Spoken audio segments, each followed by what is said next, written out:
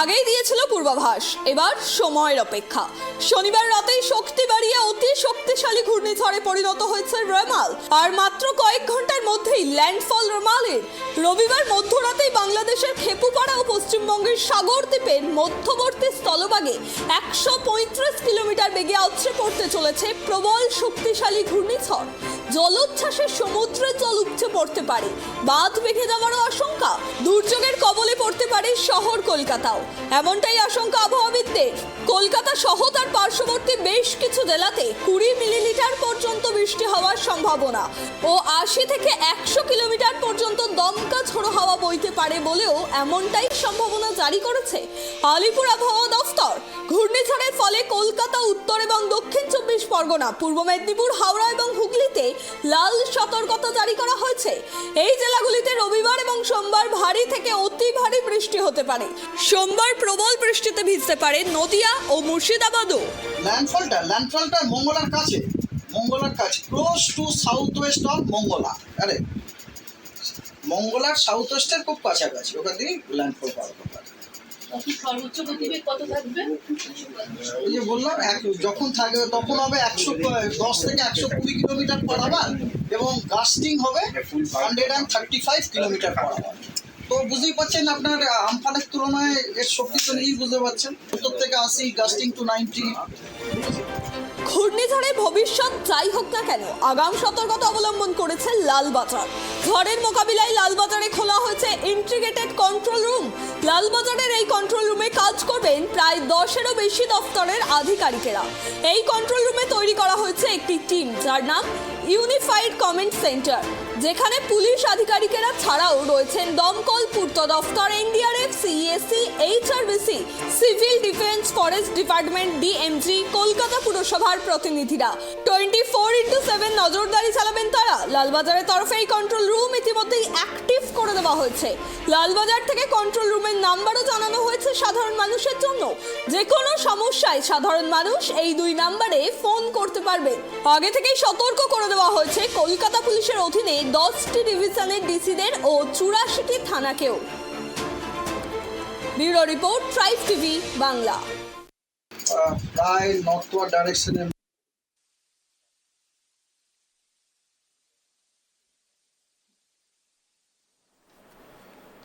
ইতিমধ্যে রেমালের আতঙ্ক ইতিমধ্যে ছড়িয়ে গিয়েছে এবং রেমালের এই প্রবল ঝড় এবং জলোচ্ছ্বাস বিভিন্ন জায়গায় বিভিন্ন প্রান্তে দেখা যাচ্ছে। বিশেষ করে দক্ষিণবঙ্গের বিভিন্ন এরিয়ায়, বিভিন্ন এলাকা জুড়ে ইতিমধ্যে সতর্কতা জারি রয়েছে। এ বিষয়ে আরও আপডেট নেব। সারাদিন ধরে আপনাদেরকে আপডেট দিচ্ছি ট্রাইব টিভি বাংলার পর্দায়। এখন এই মুহূর্তে ঠিক ঘড়ি কাটা সন্ধ্যে 7টায় আমি রয়েছি অঞ্জন আপনাদের সঙ্গে। বিভিন্ন জায়গার আপডেট দেওয়ার চেষ্টা করব। এই মুহূর্তে দীঘা এবং হাওড়ার ছবিটা আপনাদের সামনে তুলে ধরার চেষ্টা করব। হাওড়া থেকে ইতিমধ্যে জুড়ে গিয়েছে আমাদের সঙ্গে প্রসেনজিৎ অধিকারী, আমাদের প্রতিনিধি। প্রসেনজিতের সঙ্গে কথা বলবো। প্রসেনজিৎ, এই মুহূর্তে হাওড়ার ছবিটা ঠিক কিরকম? তার কারণ ইতিমধ্যেই রেমালের তাণ্ডব শুরু হয়ে গিয়েছে, কি জানা যাচ্ছে?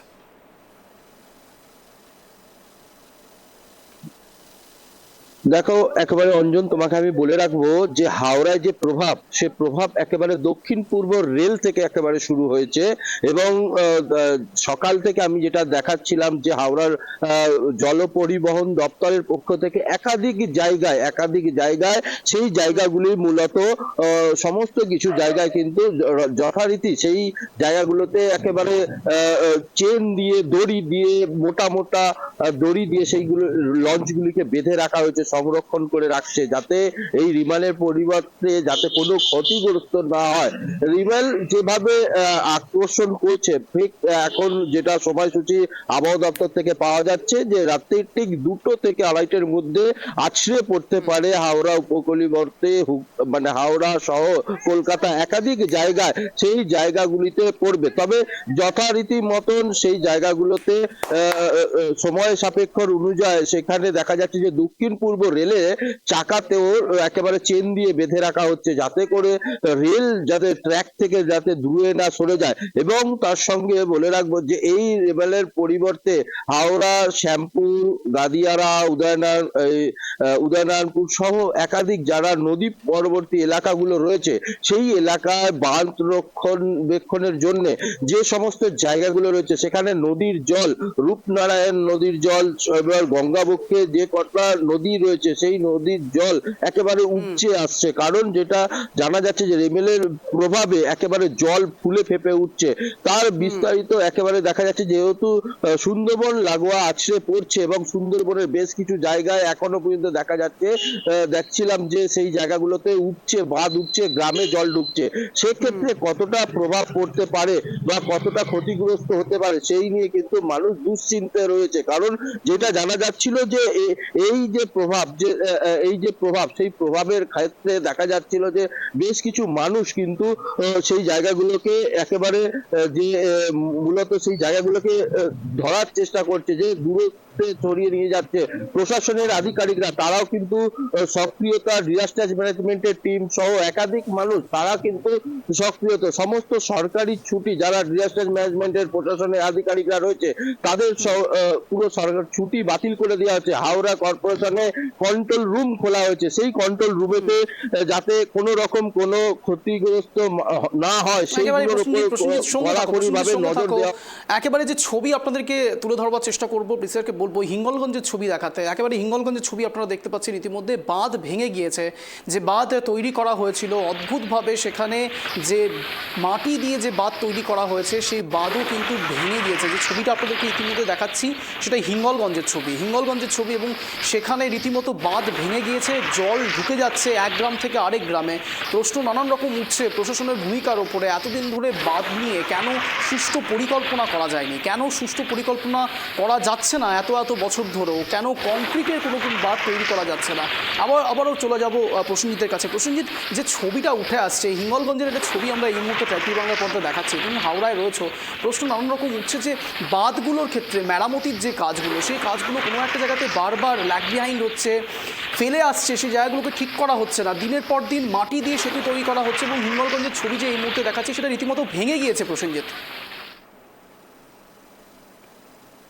একেবারে অঞ্জন, তোমাকে আমি বলবো আর একটা বিষয়, যেটা হচ্ছে যে বিভিন্ন ক্ষেত্রে দেখা যাচ্ছে যে বিভিন্ন বাঁধ রক্ষণের জন্য, যেরকম সুন্দরবন লাগোয়া বকখালি এবং হিঙ্গলগঞ্জ, তারপর রয়েছে একাধিক জায়গায় যেরকম কাকদ্বীপ, নামখানা, সুন্দরবন লাগোয়া যে বাঁধগুলি রয়েছে একেবারে বাংলাদেশ বর্ডার যেগুলোকে দেখা যায়, সেই জায়গাগুলোতে কোনো রকম বাঁধের মেরামতি হয় না। তবে প্রাথমিকভাবে যেটা জানা যাচ্ছে যে সেখানকার যারা সরকারি মানে টিম রয়েছে, সেখানে যারা সেচ দপ্তরের আধিকারিকরা রয়েছে তারা কিন্তু সঠিকভাবে সেরকম পর্যবেক্ষণ করা হয় না। তবে এখন এই ঝড় আসার পরে যেভাবে ঝড়ের প্রবলে পড়তে থাকছে, সেইখানে কিন্তু বেশ কিছু জায়গায় সেখানে মানে সেচ দপ্তরের আধিকারিকরা সেখানে গিয়ে প্লাস্টিক এবং তড়িঘড়ি সেখানে মেরামতির কাজ করছে। তবে এই মেরামতিতে তো কিন্তু সেই জায়গাটা সঠিকভাবে যাবে না। তবে আগে থেকে যদি সরকারি পদক্ষেপ নিয়ে, যদি সেচ দপ্তর যদি সরকারি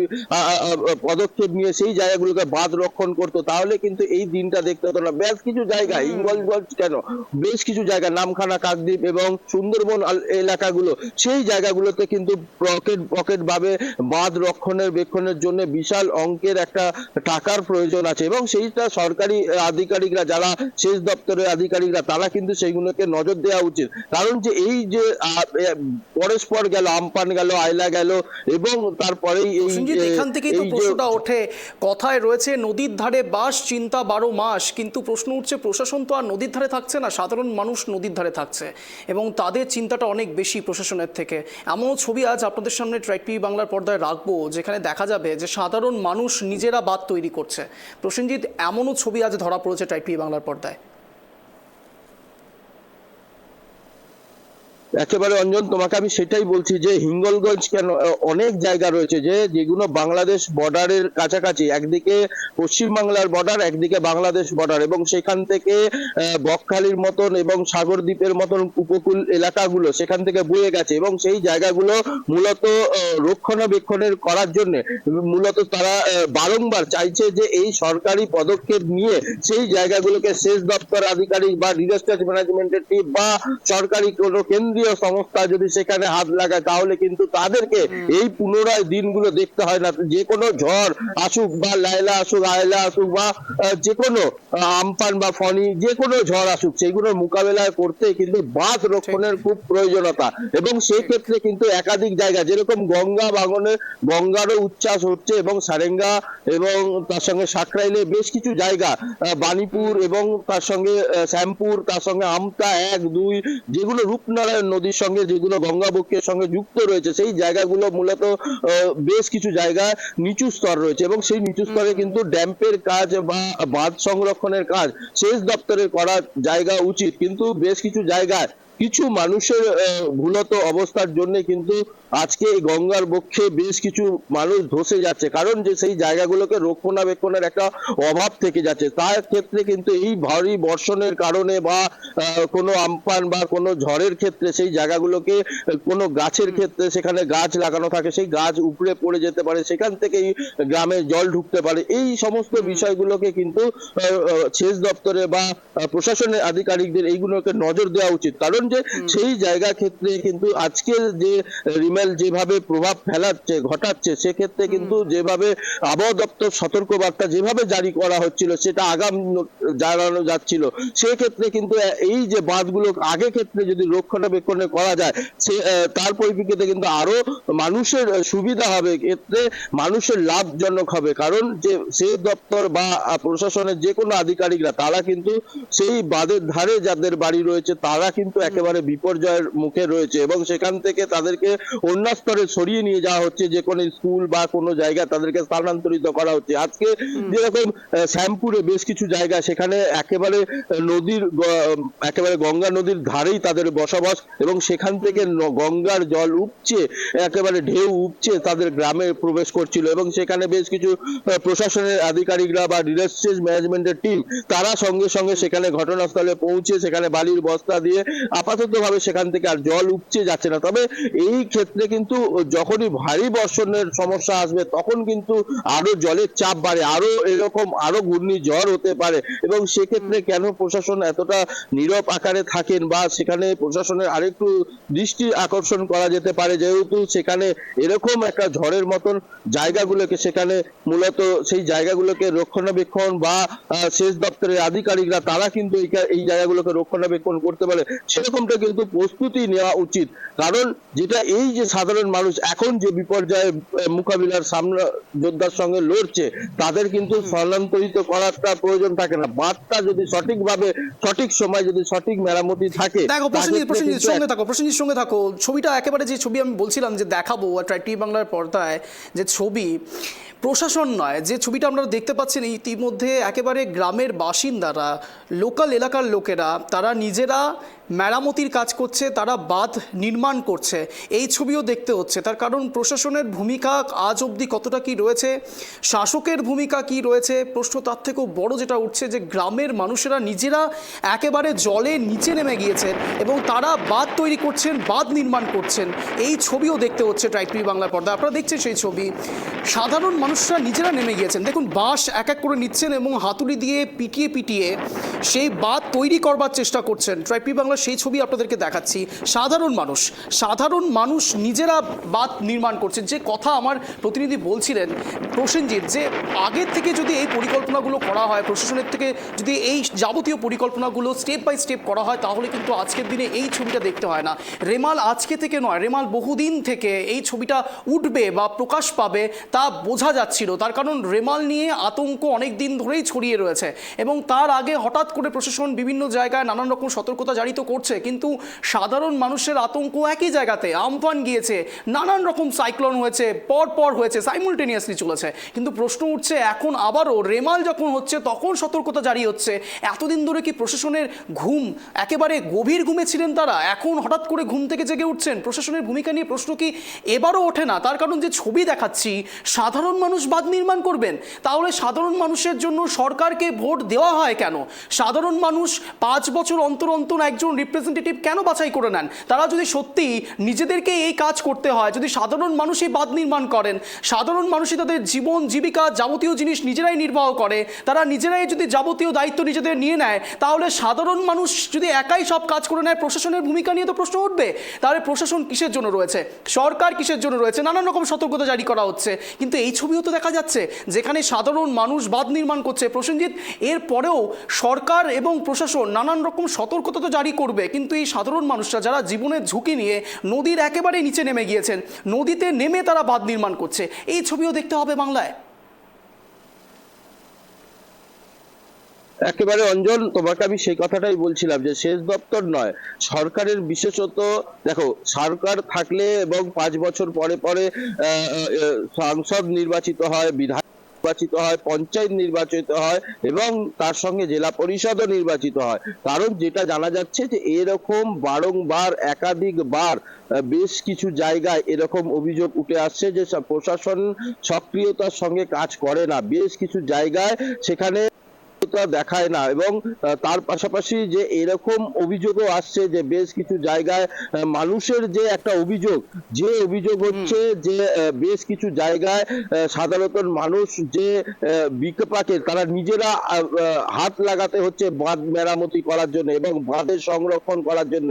সেই বাঁধ যদি অফুরন্ত ভাবে সেইটাকে যদি মেরামতি ঠিক টাইমে সরকার যদি না শোনে, তাই যদি রাজ্য সরকার না শোনে, কেন্দ্রীয় সরকারের দ্বারস্থ হতে হবে। কেন্দ্রীয় সরকার না শুনলে, সেটা তো নির্বাচনের প্রক্রিয়া রয়েছে, তাদের তো সেরকম ব্যবস্থা রয়েছে। আজকে সুন্দরবনের মানুষ না, আজকে সারা বাংলার মানুষ দেখতে পাচ্ছে যে এই রেমালের পরিবর্তে আমফান গেছে, ইয়াস গেছে এবং একাধিক সাইক্লোন গেছে এবং সেই সাইক্লোনেতে প্রচুর ক্ষতিগ্রস্ত হয়েছে, প্রচুর মানুষের, কারো ঘর ভেঙেছে, কারোর বাড়ি ভেঙেছে, কারোর কাঁচা বাড়ি একেবারে ধসে গেছে, বাঁধ ভেঙে উঠছে, গ্রামের পর গ্রাম প্লাগ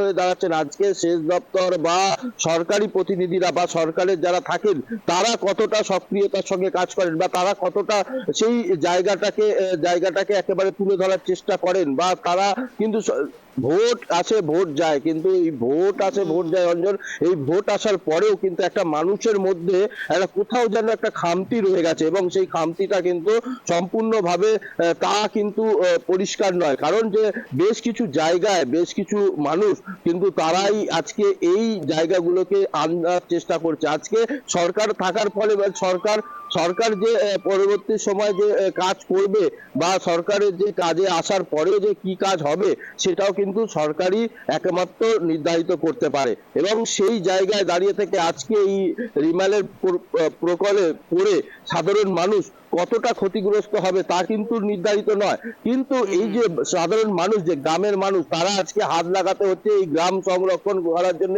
গ্রামকে বাঁচাবার জন্য, গ্রামের সম্পূর্ণ জায়গাগুলোকে একেবারে তারা চাইছে যে আমাদের গ্রাম যাতে না ভেসে যাক, সেই জন্য বাঁধ রক্ষণের কাজে তারা নিজেরাই হাত লাগাচ্ছে। একটা জিনিস একটু পরিষ্কার হওয়ার চেষ্টা করব, দেখা যাচ্ছে তুমি যে জায়গাতে এখন দাঁড়িয়ে রয়েছো, একটা জিনিস একটু বোঝার চেষ্টা করব, পরিষ্কার হতে চাইবো যে বিভিন্ন জায়গায়, দক্ষিণবঙ্গে বিভিন্ন জায়গায় ইতিমধ্যে সতর্কতা জারি হয়েছে। আমি যদি একেবারে দক্ষিণের দিকে চলে যাই, দক্ষিণ 24 পরগনা, উত্তর 24 পরগনা, একেবারে তুমি এখন যে প্রান্তে দাঁড়িয়ে রয়েছো সেটা হাওড়া। প্রশ্ন ওঠে যে জায়গার উপর দিয়ে যাচ্ছে, যে ঝড়গুলো যেদিক দিয়ে যাবে, এই ঝড়ের প্রাক্কালে তোমার ওখানে ঠিক এই মুহূর্তে ছবিটা যদি একটু স্পষ্ট করো, একটু পরিষ্কার করো, ঠিক কিভাবে তোমার ওখানে ঝড় আসার কথা তুমি জানতে পারছো, একটু যদি দর্শকদের উদ্দেশ্যে জানাও।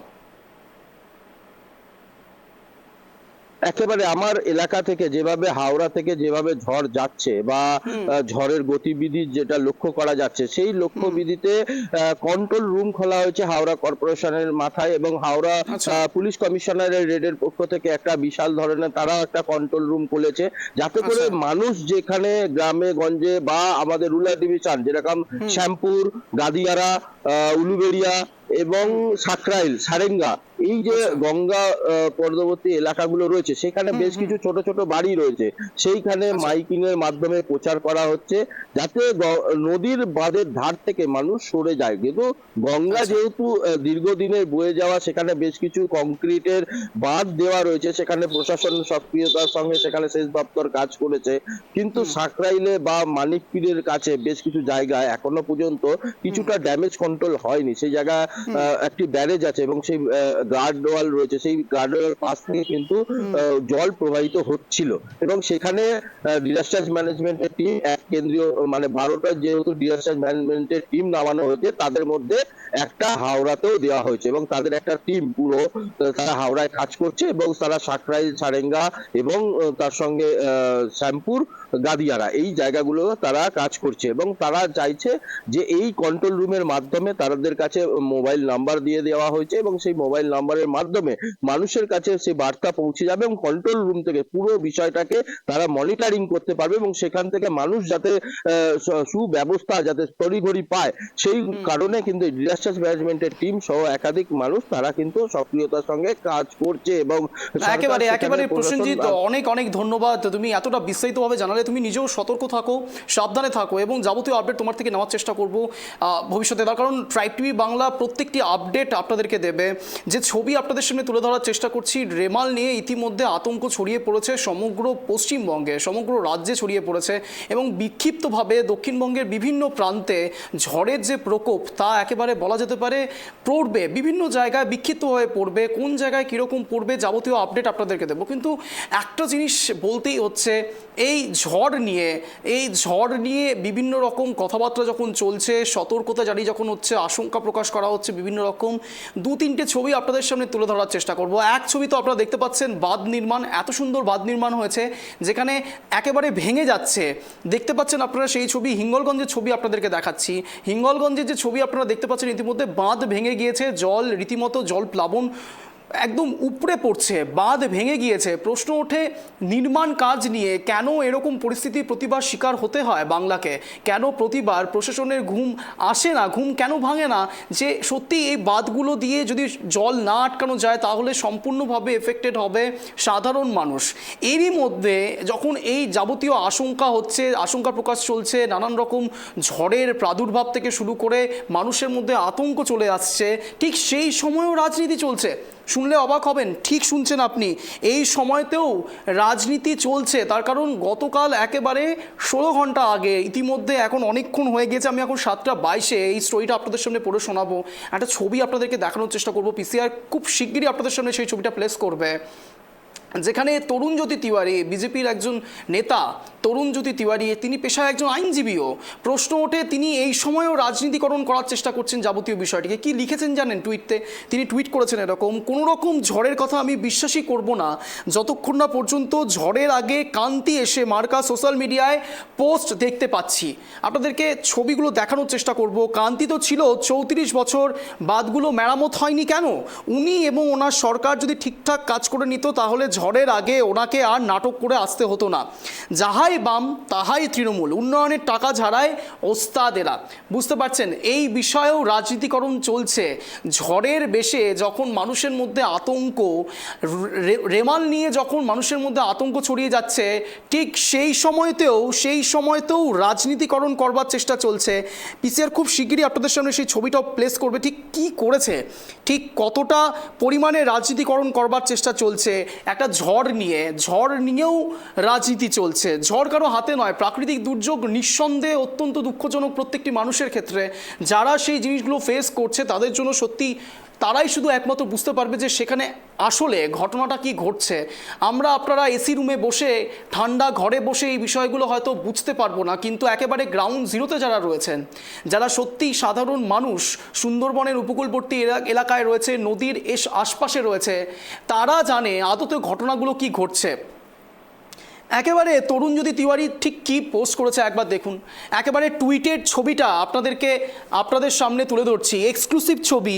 এখনও পর্যন্ত কোনো মিডিয়া হয়তো এটাকে কভার করেনি। ট্রাইব টিভি বাংলা প্রথম এই খবরটা দেখাচ্ছে, এটা ইম্পর্টেন্ট খবর, তার কারণ এটা নিয়েও রাজনীতি চলছে, ঝড় নিয়েও রাজনীতি চলছে। তরুণজ্যোতি তিওয়ারি স্পষ্ট এক্সহ্যান্ডেলে লিখছেন, কোনো রকম ঝড়ের কথা আমি বিশ্বাসই করব না যতক্ষণ না পর্যন্ত ঝড়ের আগে কান্তি এসে মার্কা সোশ্যাল মিডিয়ায় পোস্ট দেখতে পাচ্ছি। অর্থাৎ আপনারা এর আগে ছবি বিভিন্ন সময় দেখেছেন, আমফান থেকে শুরু করে নানান রকম ঝড় যখনই এসছে, সাইক্লোন যখনই এসছে, কান্তি গাঙ্গুলি ঝড়ের নাম, এটা সবাই বলে থাকে, রাজনৈতিক মহল বলে থাকে কান্তি গাঙ্গুলির নাম। বিভিন্ন ঝড়ের ক্ষেত্রে কান্তি গাঙ্গুলিকে দেখা যায় এবং অদ্ভুতভাবে যখন বিজেপি থেকে শুরু করে তৃণমূল প্রত্যেকে বলে সিপিআইএম আস্তে আস্তে শূন্য হয়ে যাচ্ছে রাজ্যে শূন্য, তাদেরকে দেখা যাচ্ছে না, তখন সেই সিপিআইএমের একজন বাঘা নেতা কান্তি গাঙ্গুলি, তাকে প্রত্যেকটি ঝড়ে দেখা যায়।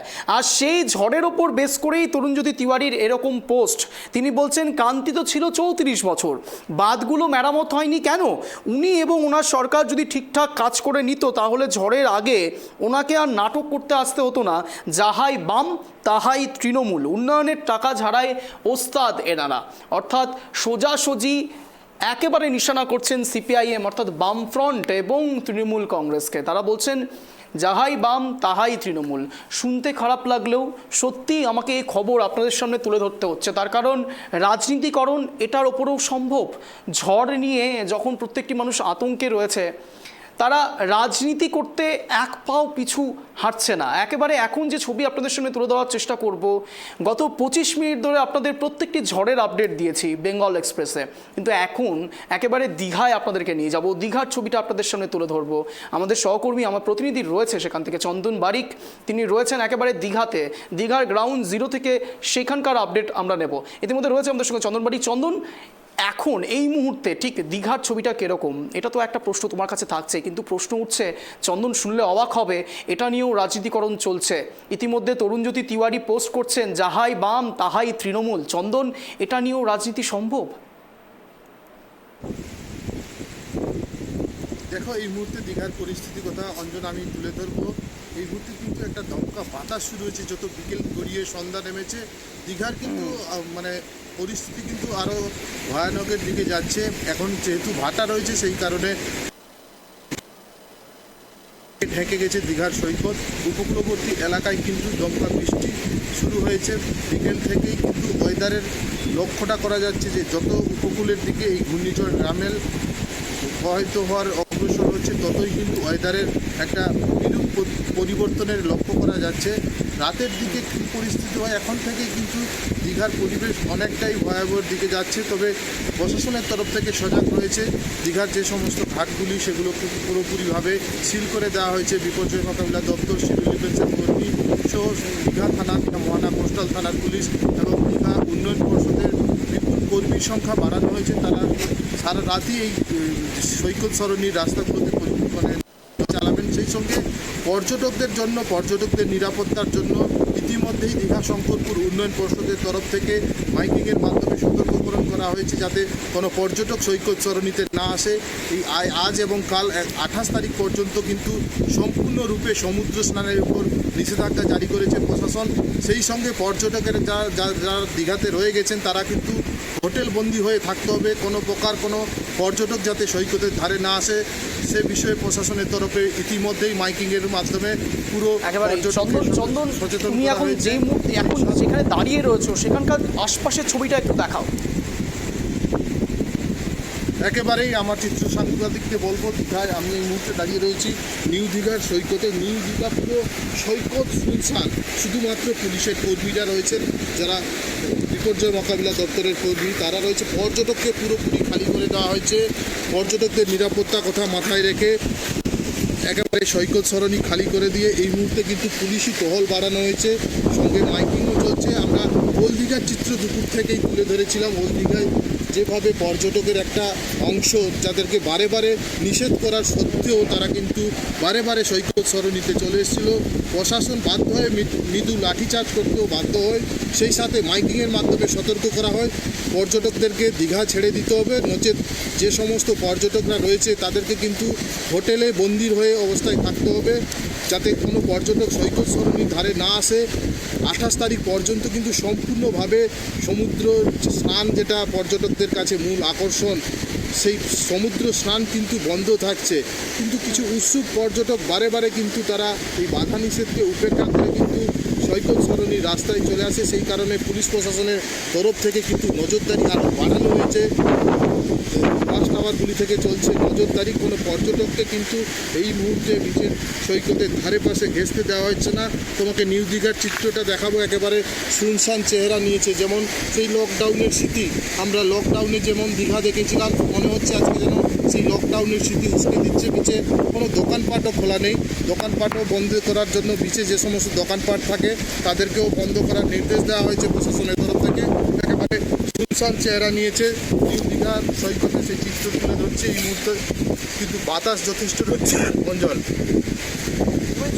আরও একটা ক্ষেত্রে জানার চেষ্টা করবো, আশপাশের ছবি তো একেবারে শুনশান দেখাই যাচ্ছে। যে কথা তুমি বললে যে লাঠিচার্জও করা হয়েছে, এখন এই মুহূর্তে বাকি আর কেউ, তুমি এখন যেখানে দাঁড়িয়ে রয়েছো তার আশপাশেও যে হোটেল রয়েছে সেখান থেকে কি কোনো লোক বেরিয়ে আসছে, এরকম কোনো খবর রয়েছে? না, পর্যটকরা কিন্তু বিকেলের পর থেকে আর কেউ সমুদ্রমুখী হয়নি। প্রশাসন যেহেতু বারে বারে মাইকিংয়ের মাধ্যমে সতর্ক করছেন, যাতে কি রিকোয়েস্টের শুনে বলা হয় পর্যটক দীঘা আসে কিন্তু এই সমুদ্রের টানে। সমুদ্রকে তারা কাছে পেয়ে যদি সমুদ্রের ধারে না আসতে পারে তাদের কাছে একটা বেদনার খবর। সেই কারণে তারা উৎসুক পর্যটক সমুদ্রের ধারে বারে বারে চলে আসছিলেন, কিন্তু প্রশাসন যথেষ্ট তৎপরতার সহিত তাদেরকে বুঝিয়ে হোটেলে ফেরত পাঠান। সেই সঙ্গে তাদেরকে বলা হয় পর্যটকদের যে নিরাপদে দীঘা ছেড়ে দেওয়ার কথাও জানানো হয়। হোটেলের যারা সংগঠন রয়েছে সংগঠনের পক্ষ থেকেও জানানো হয় যে পর্যটকরা যাতে নিরাপদে থাকেন, বা পর্যটকরা কেউ ফিরে যেতে চাইলে তাদেরকে হোটেলের তরফ থেকে সমস্ত কিছু ব্যবস্থা করার নির্দেশও দেওয়া হয় প্রশাসনের তরফ থেকে। আবার বেশ কিছু কিন্তু পর্যটক এখন দীঘায় রয়েছে, তাদেরকে কিন্তু কার্যত হোটেল বন্দি অবস্থায় থাকার জন্য প্রশাসনের তরফ থেকে নির্দেশ দেওয়া হয়েছে। অঞ্জন একেবারেই চন্দন, অনেক ধন্যবাদ তোমাকে। নজর রাখো, নজর থাকবে আমাদের ট্রাই টিভি বাংলার। যে ছবি আপনাদের সামনে তুলে দেওয়ার চেষ্টা করলাম, দীঘার ছবি দেখিয়েছি, হাওড়ার ছবি দেখিয়েছি। এবার একেবারে সরাসরি যেখান থেকে বঙ্গ থেকে বাংলাদেশ, পশ্চিমবঙ্গ থেকে বাংলাদেশ, সব জায়গা বিভিন্ন প্রান্তে এই রেমালের তাণ্ডব চলবে আর কিছুক্ষণ পরের থেকেই। আর বলতে খারাপ লাগলেও এটাই সত্যি, তার কারণ আর কিছুক্ষণ পরে প্রতিটি ঘন্টার সবাই অপেক্ষা করছে। না, এটা কোনো আনন্দের খবর নয়, আতঙ্কের খবর, কিন্তু তাও আপনারা সতর্ক থাকুন। আপনাদেরকে আতঙ্ক ছড়ানোর জন্য এই খবর আমরা পাবলিশ করছি না, খবর শোনাচ্ছি না, আতঙ্ক থেকে সতর্কতার জন্য আপনাদেরকে এই খবর শোনানোর চেষ্টা করছি। একেবারে বাংলা থেকে বাংলাদেশ প্রত্যেকটি খবরের আপডেট আপনাদের সামনে রাখছি ট্রাই টিভি বাংলা। কলকাতায় 200 মিলিমিটার বৃষ্টির সম্ভাবনা রয়েছে। রাজভবনে ইতিমধ্যে হেল্পলাইন নাম্বার খোলা হয়েছে, যে নাম্বার আপনাদের দেখতে পাচ্ছেন ট্রাই টিভি বাংলার ওপরে স্ক্রিনে চলছে। ঘূর্ণিঝড় রেমাল নিয়ে সতর্ক কলকাতা পুরসভা, বিভিন্ন জায়গার ছবি আপনাদেরকে দেখাচ্ছি। বিভিন্ন শাখায় বাতিল হয়েছে 53টি লোকাল ট্রেন। কলকাতা সহ দক্ষিণের 6 জেলায় রেড অ্যালার্ট।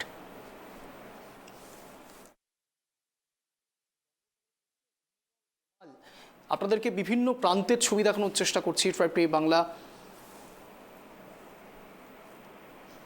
এই বিষয়ে পূর্ব মেদিনীপুরের জেলা সভাধিপতি ঠিক কি বলছে শোনাবো। পরিদর্শন জেলা প্রশাসন তরফে কি ধরনের উদ্যোগ নেওয়া হয়েছে? আমাদের জেলা প্রশাসন এবং পূর্ব মেদিনীপুর জেলার ত্রিস্তর পঞ্চায়েত ব্যবস্থার জনপ্রতিনিধিরা সকলেই ঐক্যবদ্ধভাবে এই রিমেলের মোকাবেলায় মাননীয় মুখ্যমন্ত্রী মমতা বন্দ্যোপাধ্যায়ের নির্দেশে এবং ঐকান্তিক প্রচেষ্টায় ঐক্যবদ্ধভাবে মাঠে নেমেছে। বিশেষ করে দীঘা থেকে হলদিয়া পর্যন্ত 72 কিলোমিটার যে সমুদ্র উপকূলবর্তী এলাকা, এই সমুদ্র উপকূলবর্তী এলাকাগুলোতে যে ফ্লাড সেন্টার রয়েছে, সেখানে গ্রাম পঞ্চায়েতের প্রধানরা সেই ফ্লাড সেন্টারের জন্য প্রশাসনিক ব্যবস্থায়, প্রশাসনিক নির্দেশে জেনারেটর থেকে শুরু করে খাদ্য, পানীয় জল সমস্ত ব্যবস্থা করেছেন। কাঁচা বাড়ি থেকে লোকগুলোকে সরিয়ে এনে সেই ফ্লাড সেন্টারগুলোতে রাখা, সমস্ত ধরনের পর্যাপ্ত পরিমাণে ব্যবস্থা, ডিজাস্টার ম্যানেজমেন্ট থেকে শুরু করে সমস্ত ব্যবস্থা জেলা প্রশাসন।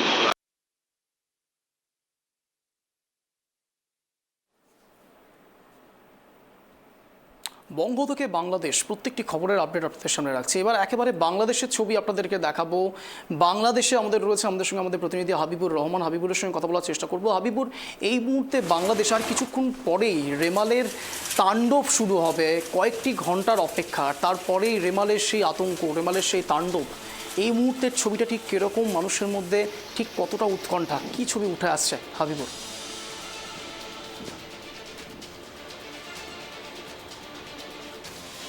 চলো চেষ্টা করবো হাবিবুরের সঙ্গে, কিন্তু এই মুহূর্তে যে ছবি আপনাদেরকে দেখাচ্ছি বাংলাদেশের ছবি, দেখুন তীব্র জলোচ্ছ্বাস চলছে। একেবারে রেমালের পূর্ব অভিজ্ঞতা হচ্ছে মানুষের মধ্যে আতঙ্ক এমনি ছড়াচ্ছে না, তার কারণ যে ছবি আপনারা দেখতে পাচ্ছেন তীব্র জলোচ্ছ্বাস, জল ফুলে ফেঁপে উঠছে।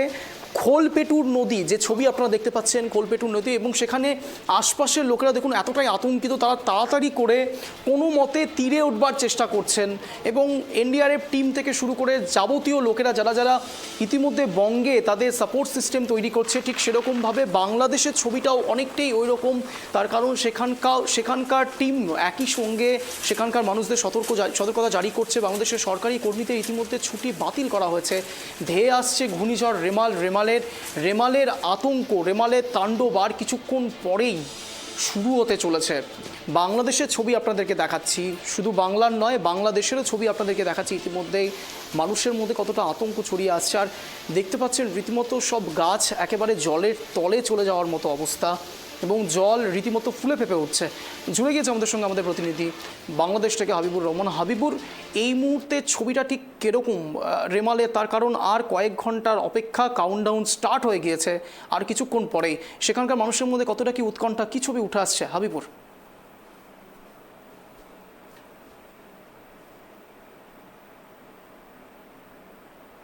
হাবিবুর, আমার কথা শোনা যাচ্ছে? জেরার চেষ্টা করবো আর কিছুক্ষণের মধ্যেই হাবিবুরের সঙ্গে। যে ছবি আপনারা দেখতে পাচ্ছেন, বাংলাদেশে ইতিমধ্যে সরকারি কর্মীদের ছুটি বাতিল হয়েছে। ট্রাইব টিভি বাংলার পর্দায় বাংলাদেশের ছবি আপনারা দেখতে পাচ্ছেন। রেমালের তাণ্ডব ইতিমধ্যেই শুরু হয়ে গিয়েছে, সেই ছবিও আপনারা দেখতে পাচ্ছেন ট্রাইব টিভি বাংলার পর্দায়। ইতিমধ্যে শুধুমাত্র তাণ্ডব নয়, সেখানে জলোচ্ছ্বাসও বাড়ছে, জল ফুলে ফেঁপে উঠছে, ভরা কোটাল উঠছে। সেই ভরা কোটালের মধ্যে তীব্র হাওয়া, তীব্র ঝড়, দুটো একসঙ্গে মিলিয়ে রেমালের আতঙ্ক, রেমালের তাণ্ডব ইতিমধ্যে চারিদিকে ছড়াতে শুরু করেছে।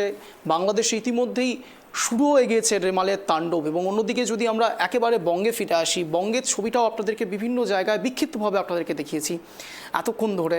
হাওড়া দেখিয়েছি, মেদিনীপুর দেখিয়েছি, দীঘা দেখিয়েছি, বকখালিও আর কিছুক্ষণ পরে আবারও দেখাবো আপনাদের সামনে। আমাদের প্রতিনিধি সেখানেও রয়েছে, বকখালির ছবিও আপনাদেরকে দেখাবো, দীঘার ছবি কিছুক্ষণ আগে দেখালাম। এখন বাংলাদেশের ছবি আপনারা দেখতে পাচ্ছেন। জলোচ্ছ্বাস, তীব্র জলোচ্ছ্বাস, বিভিন্ন গাছ ইতিমধ্যেই যেন ভেঙে পড়ার মতো অবস্থা।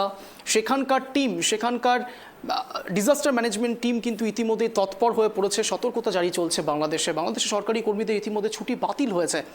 ধেয়ে আসছে ঘূর্ণিঝড় রেমাল, এবং রেমালের তাণ্ডব বিভিন্ন জায়গায় ইতিমধ্যে প্রকাশও পাচ্ছে।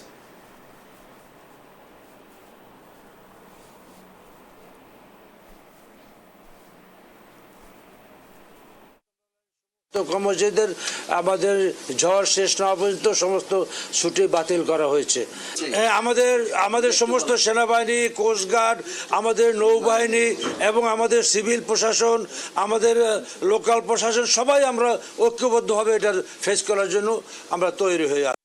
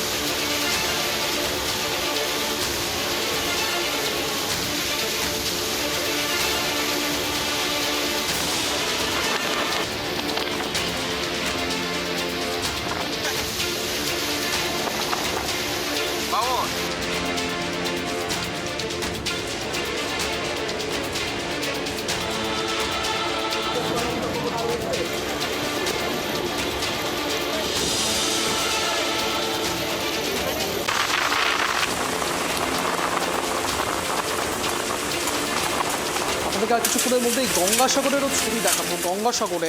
গঙ্গাসাগরে রেমল করার পূর্ব মুহূর্তে ঝড়ের দাপটে রোডের বিভিন্ন জায়গায় গাছ পড়েছে। ডিজাস্টার ম্যানেজমেন্ট প্রশাসনের লোকজনের বৃষ্টিতে ভিজে ঝড়ের জলের মধ্যে রাস্তা পরিষ্কার করার জন্য গাছ কাটা শুরু করছেন। সেই ছবি আর কিছুক্ষণের মধ্যেই আপনাদেরকে দেখাবো। পিসিআরকে বলবো সেই ছবি একবার দেখাতে। কিছুক্ষণের মধ্যেই গঙ্গাসাগরে রেমাল করার পূর্বে পূর্ব মুহূর্ত ঝড়ের দাপটে রোডের বিভিন্ন জায়গায় গাছ পড়ছে।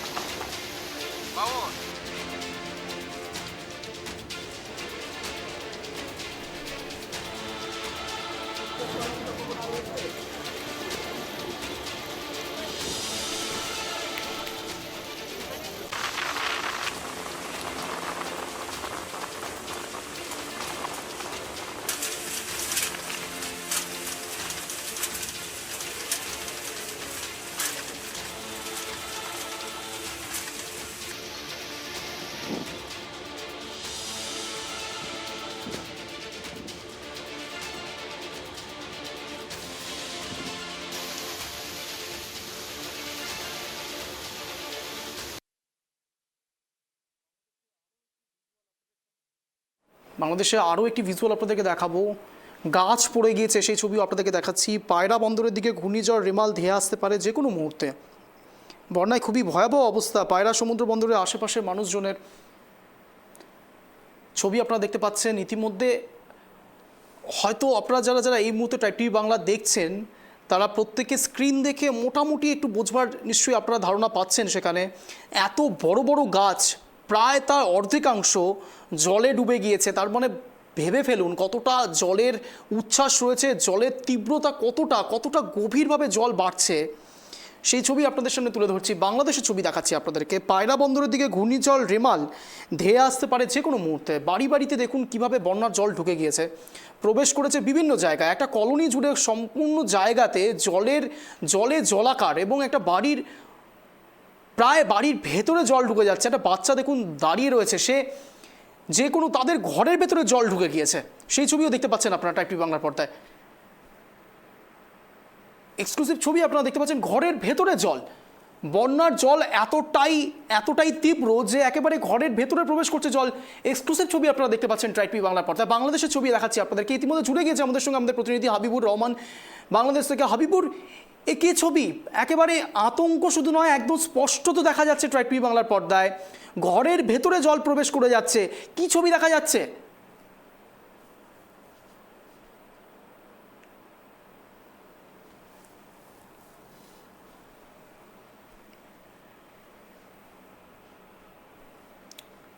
আমরা জোড়ার চেষ্টা করব, হাবিবুরের সঙ্গে জোড়ার চেষ্টা করব। বাংলাদেশের পায়রা বন্দরের দিকে ঘূর্ণিঝড় রেমাল, বন্যায় খুবই ভয়াবহ অবস্থা বাংলাদেশের পায়রা বন্দরের। আপনারা দেখতে পাচ্ছেন আবর্জনা পর্যন্ত জলের মধ্যে উপচে উঠছে। আবর্জনা এবং জল দুটোর মিশ্রণে সাধারণ মানুষের জীবন জীবিকা কোনো এক জায়গাতে আটকে রয়েছে। যে ছবি আপনারা দেখতে পাচ্ছেন টাইপ টিভি বাংলার পর্দায়, বাংলাদেশের পায়রা বন্দরের দিকে ঘূর্ণিঝড় রেমাল, বড় বড় গাছ রীতিমতো পড়ে গিয়েছে। রেমাল ইতিমধ্যেই বাংলাদেশে প্রবেশ করছে। আপনারা জানেন, এতক্ষণ ধরে আপনাদের এই আপডেটটি দেওয়ার চেষ্টা করছি টাইপ টিভি বাংলার পর্দায়। আপনারা দেখতে পাচ্ছেন বাংলাদেশের ছবি। বাংলাদেশে ইতিমধ্যে রেমালের তাণ্ডব শুরু হয়ে গিয়েছে। দেখুন কিভাবে জলের তীব্রতা কতটা। যেদিকে তাকানো যাচ্ছে, ক্যামেরাতে যে ধরা পড়ছে, যেদিকে তাকানো যাচ্ছে সেদিকে শুধু জল আর জল।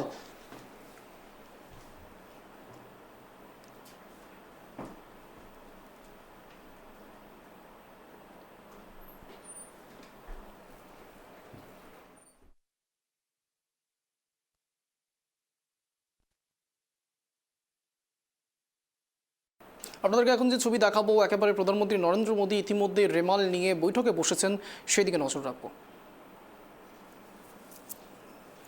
দেখতে পাচ্ছেন আপনারা টাইপ টিভি বাংলার পর্দায় সেই বৈঠকে রেমাল নিয়ে যাবতীয় জিনিস ব্রিফিং চলছে। প্রধানমন্ত্রী নরেন্দ্র মোদী সেখানে বসে রয়েছেন, বৈঠক করছেন। যে ছবি আপনারা দেখতে পাচ্ছেন, বৈঠকে বিভিন্ন ব্যক্তিবর্গরা বসে রয়েছেন এবং এই ঝড় কোন দিক থেকে কোথায় প্রবেশ করবে, ঠিক কতটা ক্ষতিগ্রস্ত হতে পারে, সেই ছবি বোঝানোর চেষ্টা চলছে বৈঠকে। নরেন্দ্র মোদী সেখানে যাবতীয় জিনিস বুঝবার চেষ্টা করছেন, প্রশ্ন করছেন, উত্তর নিচ্ছেন এবং কোথায় কোথায় কী কী ক্ষতিগ্রস্ত হতে পারে, কোন কোন জায়গা, সেই বিষয়ে একটা ব্রিফ ডিসকাশন চলছে, বৈঠক চলছে সেখানে, সেই ছবি আপনাদের সামনে তুলে ধরছি ইতিমধ্যে ট্রাইব টিভি বাংলার পর্দায়। রেমাল নিয়ে ইতিমধ্যে আতঙ্ক শুধু বাংলায় নয়, বিভিন্ন জায়গায় ছড়িয়ে পড়ছে। বঙ্গ, বাংলাদেশ সব জায়গা জুড়ে রেমালের আতঙ্ক, এবং সেইখানে দাঁড়িয়ে বাংলাদেশের অংশ, ভারতের অংশ, এবং সেই বিষয় নিয়ে প্রধানমন্ত্রী নরেন্দ্র মোদী উদ্বিগ্ন, সেই ছবি এখানে দেখা যাচ্ছে এবং তিনি বৈঠকে বসেছেন। আপনাদেরকে জানিয়ে রাখি, লোকসভা নির্বাচনের 6ষ্ঠ দফা ইতিমধ্যেই শেষ হয়েছে ঠিক গতকালই, এবং এরপর 1 জুন ভোট রয়েছে, নির্বাচন রয়েছে, 4 জুন ভোটের রেজাল্ট, এবং তার ঠিক আগেই 1 জুনের আগে 25শে মের পরে এই রেমাল বিভিন্ন জায়গায় ছড়িয়ে পড়বে, এবং সেই বিষয় নিয়ে প্রধানমন্ত্রী নরেন্দ্র মোদী ইতিমধ্যে বৈঠক করছেন। সেখানে রয়েছেন বিশিষ্ট ব্যক্তিবর্গরা, এবং এই ঝড় সম্পর্কে একটা ব্রিফ ডিসকাশন চলছে, সেখানে বৈঠক চলছে, কোথায় কী কী ক্ষতিগ্রস্ত হতে পারে, কোন কোন জায়গা ক্ষতিগ্রস্ত হতে পারে, সেই যাবতীয় বিষয় নিয়ে আলোচনা পর্ব চলছে। সেই দিকে নজর রয়েছে ট্রাইব টিভি বাংলার।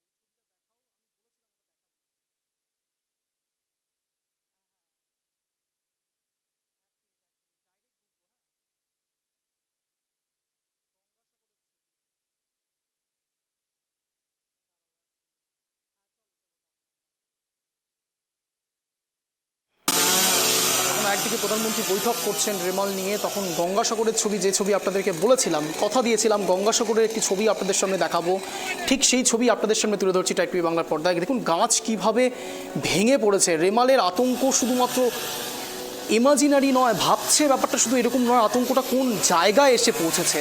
রেমালের তাণ্ডব ইতিমধ্যে শুরু হয়ে গিয়েছে। গঙ্গাসাগরে রেমাল হওয়ার ঠিক পূর্ব মুহূর্তে ঝড়ের দাপটে রোডের বিভিন্ন জায়গায় গাছ পড়ে গিয়েছে।